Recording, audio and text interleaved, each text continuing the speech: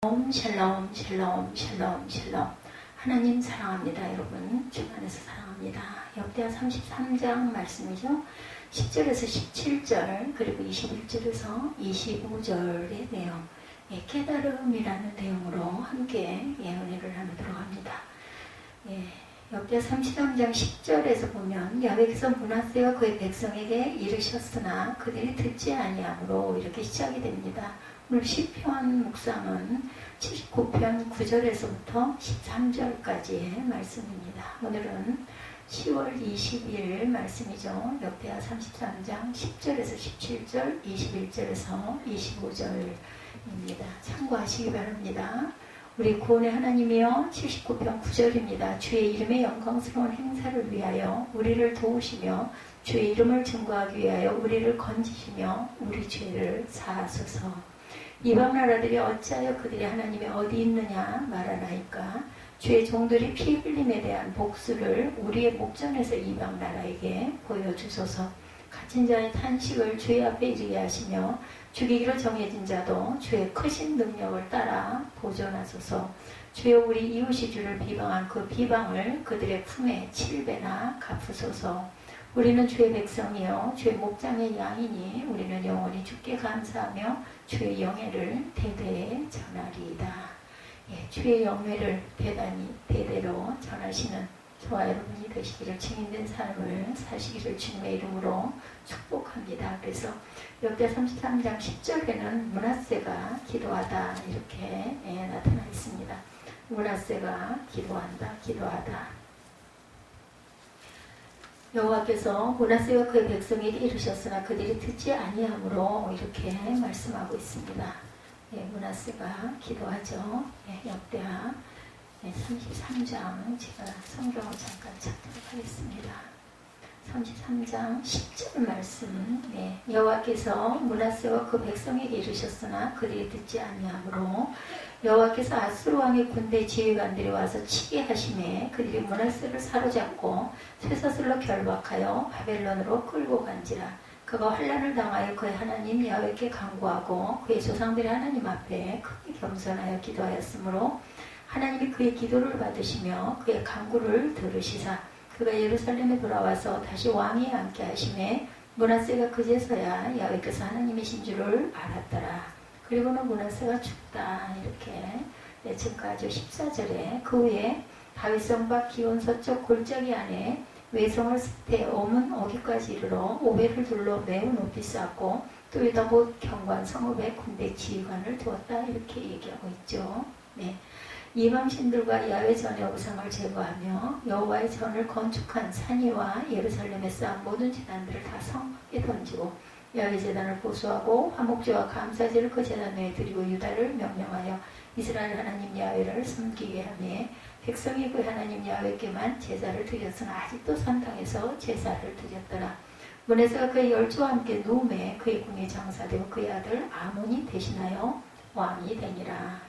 돌아가고 이제 아들이 왕이 되죠. 20절에 보면. 그래서 유다왕 아몬에 대해서 21절에 아몬이 왕위에 오를 때 나이가 22세라 22이네요. 예루살렘에서 2년 동안 다스리며 그의 아버지 므낫세 행함같이 야훼 보시기에 악을 행하여 아몬 그의 아버지 므낫세가 만든 아로색의 모든 우상에게 제사하여 섬겼으며 이 아몬이 그의 아버지 므낫세가 스스로 겸손함같이 야훼 앞에서 스스로 겸손하지 아니하고 더욱 범죄하더니 그의 신하가 반역하여 왕을 공중에서 죽음에 백성들이 아몬 왕을 반역한 사람들을 다 죽이고 그의 아들 요시야를 대신하여 왕으로 삼으니라.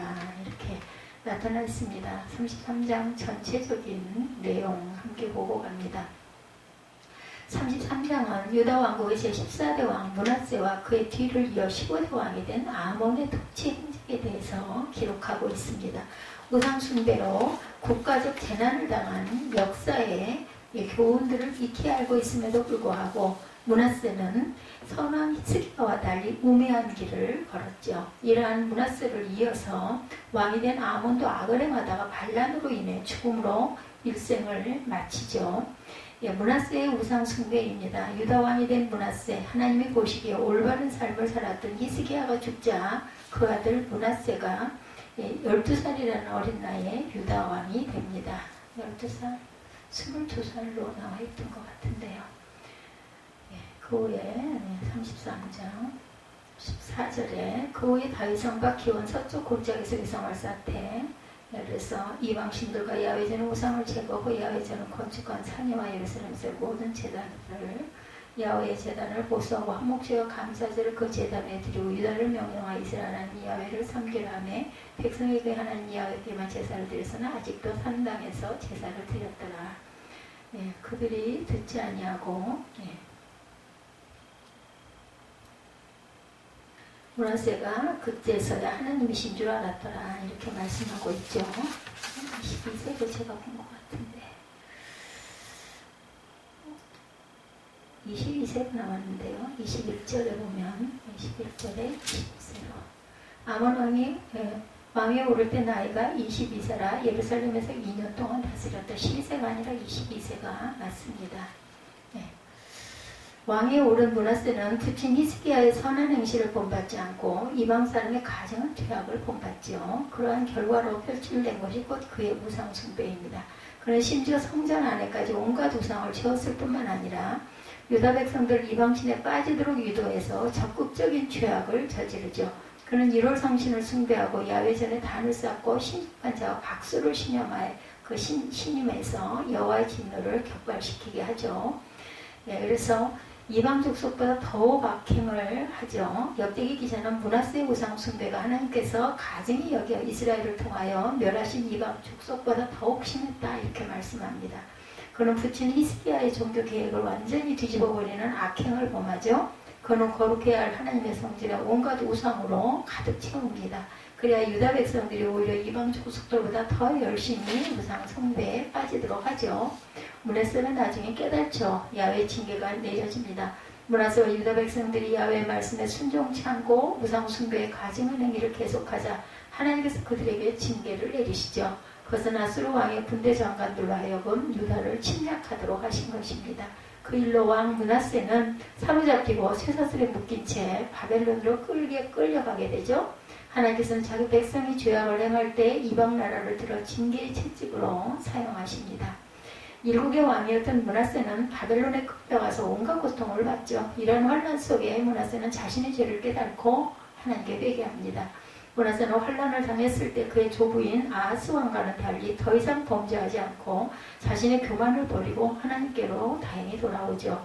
하나님께서는 므낫세의 겸비함과 기도를 들으시고 응답하셔서 그를 예루살렘으로 다시 돌려보내 왕위에 앉도록 하죠.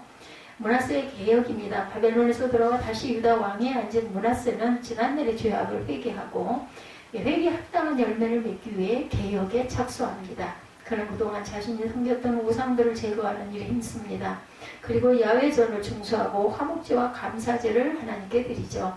그러나 그의 종교 계획은 철저하지 못했습니다. 그가 백성에게 하나님만 섬기라고 명하여 백성이 하나님을 섬겼으나 산당에서 여전히 제사를 드림으로 그 개혁의 한계성이 드러나죠. 그 뒤에 아몬이 아들이 왕위를 물려받는데 악을 행합니다. 또한 아들은 므낫세가 죽자 그의 아들 아몬이 므낫세 뒤를 이어서 유다의 제15대 왕이 되죠. 그는 예루살렘에서 2년간 통치했는데 므낫세 행함같이 악을 행하고 우상숭배를 합니다. 아몬이 우상숭배를 다시 하게 된 것은 하나님께 대한 범죄일 뿐만 아니라 하나님만 섬기라는 부친 므낫세의 명령을 당연히 어긴 거죠. 자신의 범죄로 인해 커다란 고통을 당했던 므낫세는 바벨론에서 돌아와서 회개의 기도를 하나님께 드리고 크게 겸비합니다. 그리하여 그는 말년에 야훼 신앙을 고수하면서 아들 아몬에게 하나님만 섬길 것을 명령하죠. 그럼에도 불구하고 아몬은 그 아버지의 명령까지 거부하면서 악을 행합니다. 아이는 아무리 선한 충고에 좋은 여건이 주어져 있다 해도 끝까지 그릇된 길을 고집하는 것을 아몬을 통해서 알 수 있죠. 끝까지 회개하지 않습니다. 아몬은 므낫세의 행 중에서도 악한 것만을 본받아 행하고 끝까지 회개하지를 않습니다. 므낫세는 온갖 우상들을 만들어 숭배하는 악행을 일삼았지만 말년에는 회개하여 하나님의 징벌로부터 구원을 받죠. 그리고 철저하지도 못했다고 하지만 종교계획도 시행하기도 합니다. 그러나 아몬은 선한 므낫세와는 달리 죽는 순간까지 회개하지 않고 더욱 악행을 저질러서 하나님 모든 사람이 회개하여 돌아가기를 원하시기 때문에 각자에게 기회를 주시죠. 모든 사람들은 바울과 같이 회개하고 하나님께 쓰임받는 것이 가장 가치 있는 삶인 것을 기억해야 합니다. 20세 유다 왕이 된 아몬은 악행을 일삼다가 결국 신하의 반역으로 궁정에서 죽음을 당하죠. 그리고 아몬 왕을 죽인 신복들도 백성들의 손에 죽음을 당합니다. 아몬이 하나님의 진노로 죽자 이스라엘 백성 그의 아들 요시아로 하여금 왕위를 계승하게 하죠. 선한 길이 있음에도 유독 악한 길을 고집해서 패망하는 사람들과 국가들을 우리는 역사를 통해서 알게 됩니다. 히스기야의 아들 므낫세도 이와 같은 사람 중에 한 사람이었죠. 그가 비록 나중에 깨달았다고는 하지만 그가 끼친 죄악은 많은 사람들을 파멸의 구렁텅이로 빠뜨리고 말아요. 우리는 자신의 어리석은 행위로 인해 다른 사람이 실족하는 일이 없도록 바른 길을 걸어야 하겠습니다. 오늘 본문은 유다왕 므낫세와 그의 아들 아몬에 관한 기록이었습니다. 33장은 므낫세는 히스기야의 아들로 22살 때 왕위에 올랐다. 그는 두 왕국 이스라엘과 유다의 어느 왕의 통치 기간보다 긴 55년 동안 왕이 있었어요. 므낫세의 통치 기간은 가장 길었을 뿐만 아니라 역사상 최악의 기간이기도 하다라는 것. 온갖 이방 숭배가 절정에 달했던 시기이기도 하고 그는 그의 아버지 히스기야가 행한 온갖 종교 계획을 다시 뒤집어 놓고 맙니다. 2절에서 7절에 그냥 읽기만 해도 그의 악행이 어떠했는지 알겠죠. 야훼 보시기에 악을 행하여 야훼께서 이스라엘 자손 앞에서 쫓아내신 이방 사람들의 가증한 일을 본받아 그의 아버지 히스기야가 헐어버린 산당을 다시 세우며 바알들을 위하여 제단을 쌓고 아세라 목상을 만들며 하늘의 모든 1월 형신을 경배하여 섬기고 야훼께서 전에 이르시기를 내가 내 이름을 예루살렘에 영원히 두리라 하신 야훼 전에 제단을 쌓고 야훼 전 두 마당에 하늘의 1월 성신을 위하여 제단들을 쌓고 또 흰놈의 아들 골짜기에서 그 아들들을 불 가운데로 지나가게 하며 점치며 사술과 요술을 행하며 신속한 자와 박수를 신임하여 야훼 보시기에 악을 많이 행하여 야훼를 진노하게 하였으며 자기가 만든 아로새긴 목상을 하나님의 전에 세웠더라. 9절로 뛰어넘어가서 유다와 예루살렘 주민이 므낫세의 힘을 받고 악을 행하여 야훼께서 이스라엘 자손 앞에서 멸하신 모든 나라보다 더욱 심하였더라 이렇게 말씀합니다. 병행절인 열왕기하 21장 16절에 므낫세가 유다에게 범죄하게 하여 야훼께서 보시기에 악을 행한 것 외에도 무죄한 자의 피를 심히 많이 흘려 예루살렘 이 끝에서 저 끝까지 가득하게 하였더라 이렇게 증거하죠.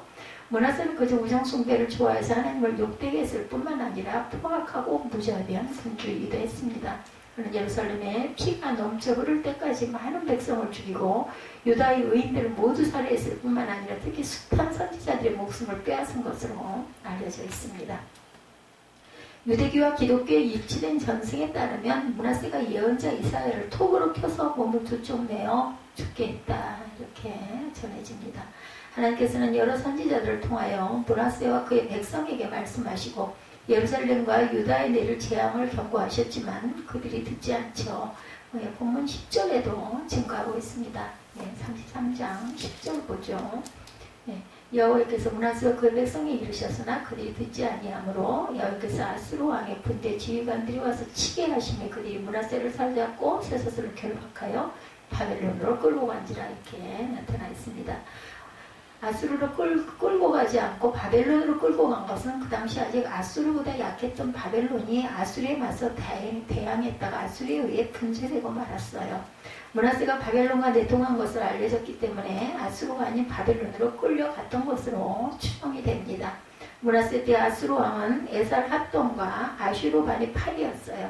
우리말 성경에 그런 표현이 없지만 다른 여러 번역 성경에는 아수르 왕의 군대 지휘관들이 므낫세를 사로잡아 코에 고리를 꿰었다. 쇠사슬로 결박하여 바벨론으로 끌고 갔다고 되어 있습니다.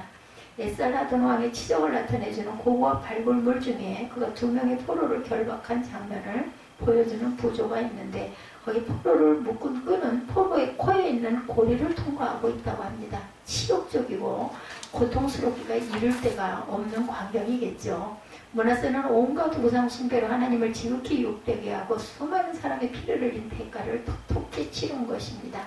므낫세는 죽음보다 더한 고통을 당하며 짐승과 같은 모양으로 비참하게 바벨론으로 끌려가서야 비로소 회개하고 하나님 앞에 겸손해지고 그에게 간구하죠. 보면 12절에 그가 환난을 당하여 그 하나님 야훼께 간구하고 그의 조상들의 하나님 앞에 크게 겸손하였다. 신명기 30장 1절에서 4절에도 나타납니다.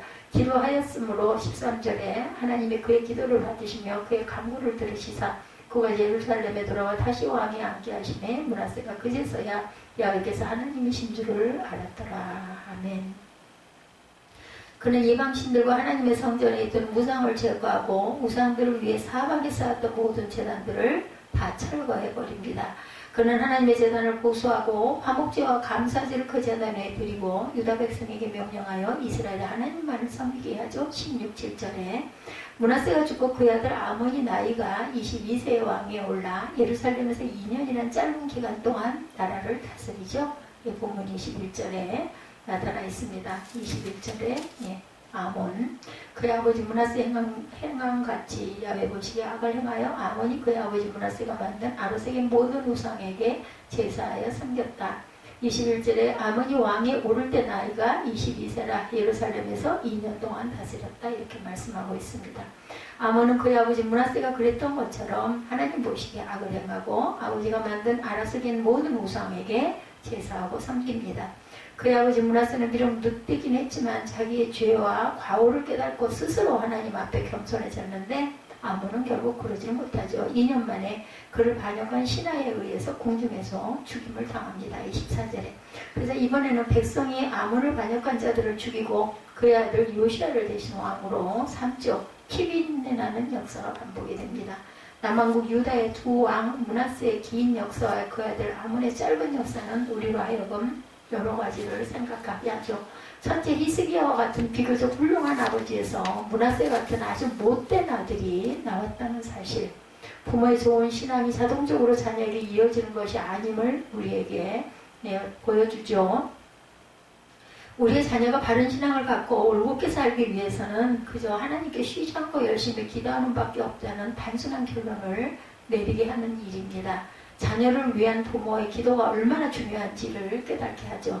자녀를 위해 열심히 기도하지 않으면 부모 자신이 아무리 훌륭해도 자녀가 잘못되기 쉬운데 하물며 부모가 잘못하면 자녀가 잘 될 리는 더더욱 없죠. 므낫세에게서 난 아몬을 보아도 알 수가 있습니다. 므낫세는 나중에 깨닫고 회개를 하기라도 하지만 아몬은 그저 더욱 죄를 범할 따름이죠. 둘째는 므낫세는 유다 왕국의 역대 최악의 왕이었지만 모진 고난을 당하자 회개하고 돌이켰습니다. 이 사실은 우리에게 그 어떤 사람도 돌이킬 가능성이 전혀 없는 사람이라고 우리가 단정해서는 안 된다는 거죠. 그럼 판단은 오직 하나님께 맡기고 우리는 것이 하나님께서 당신의 뜻에 따른 의와 지혜의 심판을 하시도록 기도해야 되겠다. 셋째, 므낫세가 아무리 극악무도한 왕이었지만 회개할 때 하나님께서는 용서하시고 그에게 은혜를 베푸신다. 따라서 용서받을 기회는 언제든지 있다는 거죠. 잘못했음을 깨달은 그 순간이 곧 기회이고 회개하고 용서를 빌면 하나님께서는 은혜를 베푸실 수 있다. 넷째, 하나님께서는 회개하는 므낫세를 개인적으로 용서하셨지만 유다와 예루살렘을 멸망시키라는 뜻은 돌이키지 않으셨습니다. 므낫세는 유다의 마지막 왕은 아니었고 그의 뒤에 6명의 왕이 있었어요. 또 그들 중 그의 손자 요시아는 대대적인 종교 계획을 통해 나라를 바로 세우려 한 선왕이죠. 그러나 그가 이집트의 바로 느고에 맞서 싸우다가 활을 맞아 죽자 남왕국의 유다는 급속히 멸망을 향해 기울어집니다. 여자 35장 20절에서 24절에 증거하죠. 근데 이 모든 원인은 므낫세에게 있었다라고 열왕기 기사는 말합니다. 요시아와 같이 마음을 다하여 뜻을 다하며 힘을 다하여 모세의 율법을 따라 야훼께 돌이킨 왕은 요시아 전에도 없었고 후에도 이와 같은 자가 없었더라. 그러나 야훼께서 유다를 향하여 내리신 그 크게 타오르는 진노를 돌이키지 아니하셨으니 이는 므낫세가 야훼를 경노하게 한 그 모든 경노 때문이라. 야훼께서 이르시되 내가 이스라엘을 물리친 것 같이 유다도 내 앞에서 물리치며 내가 택한 이 성 예루살렘과 내 이름을 거기에 두리라 한 이 성전을 버리리라 하셨어요. 이 사실은 때를 놓친 깨달음이 불러오는 막대한 피해를 우리로 하여금 심각하게 받아들이지 않을 수 없게 합니다. 므낫세의 뒤늦은 회개가 그 개인의 용서는 받게 해주었지만 그의 오랜 악행은 이미 많은 희생을 낳았고 나라와 민족이 멸망으로 나아가는 길을 돌이키지는 못했음을 우리는 진지하게 성찰해야 할 것입니다. 기독교 윤리 실천 운동이 한국교회의 사회적 신뢰도를 높인 방안을 찾기 위해서 글로벌 리서치에 의뢰 전국 남녀 1000명을 대상으로 전화 설문조사를 한 결과 한국복음주의협회 원래에서 한 발제자에게 의해서 소개가 되었는데 그 설문조사 결과를 인용하면 응답자 중 한국교회를 신뢰한다는 사람은 18.4%, 반면 불신한다는 사람이 48.3%나 된다고 하네요. 또 기독교인들이 말과 행동에 믿음이 간다고 응답한 사람은 14%, 반면 그렇지 않다고 대답한 사람은 50.8% 정도라고 합니다. 로마 천주교와 불교와 개신교에 대한 신뢰도 조사에서도 35.2%가 로마 천주교를 신뢰한다. 31.3%는 불교를 신뢰한다. 개신교는 신뢰한다라는 답이 18%에 그쳤다고 하죠. 심지어는 자신을 개신교라고 답한 이들 중에 14.1%가 개신교보다 로마 천주교를 더 신뢰한다고 대답했다고 하네요. 이에 반해 로마 천주교 신자들은 1.1%만 개신교를 신뢰한다고 답했다고 합니다. 종교별 호감도에서도 불교가 31.5% 가장 높고 로마 천주교가 29.8%, 그 다음이 개신교는 20.6%밖에 안 된다고 그러네요. 암흑기에 뜬 우리 민족에게 희망의 등불이 되고 정신적 지도력이 산실이었기도 했던 개신교가 어쩌다 이런 위치로 추락하고 말았는지 안타깝게 그지없습니다. 이러다 개신교는 이 땅에서 더 이상 발붙일 곳이 없어질지도 모른다는 위기의식마저 느껴집니다. 이제는 지체하지 않고 돌아서야 할 때입니다. 큰 교회마다 탐욕과 비리와 싸움으로 시끄럽다는 그 연일 언론은 보도하고 있고 인터넷상의 반기독교 세력들을 만났다는 듯 교회의 돌팔매를 퍼붓고 있어요. 더 이상 그들을 탓하려 하지 말고 우리가 먼저 각성하고 빨리 돌아서야 하겠죠. 모든 탐욕을 버리고 조그마한 비리조차도 철저히 발본세곤하여 일체의 싸움을 그치는 결단이 한국 교회에 있어야 할 것입니다. 그리고 무엇이 교회로 하여금 사회와 국민으로부터 외면을 당하게 만들었는지를 냉철히 돌이켜보고 무엇부터 고쳐야 할지를 깊이 생각하고 실천하는 우리 모두가 되어야 할 줄 믿습니다. 뒤늦은 깨달음 때문에 돌이킬 수 없는 상처와 손실을 교회에 안기지 말아야겠죠. 우리가 하나님 앞에서 바로 서면 하나님께서 세상을 우리에게 바로 세워주실 것입니다. 우리가 우리 자신에게 뼈아프게 돌을 던지면 하나님께서 세상이 우리를 향해 불끈 쥐고 있는 손에서 모든 돌을 버리게 해주실 줄 믿습니다. 믿음으로 다시 일어서는 저와 여러분들이 되어서 하나님의 나라를 굳건하게 세워가시는 그런 축복이 임하시기를 주의 이름으로 축복합니다. 기도하시겠습니다.